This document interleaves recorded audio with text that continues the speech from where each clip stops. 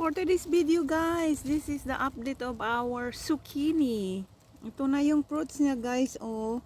And laki na. And then the second one, ayan.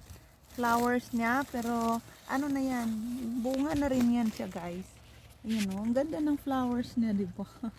Ayan, bunga na yan pagka natanggal na yan, bunga na yan siya. Ayan oh, ang ganda-ganda, dilaw na dilaw ang bunga, bulaklak niya. Ayan na, ang lalaki ng mga katawan. Alright, so that's the update now of our zucchini. The big, the monster zucchini here. You know, laki nila. Umaapaw. Umaapaw sa aking raised bed, guys. Yan pa lang. Pero mayroon ng mga maliliit din.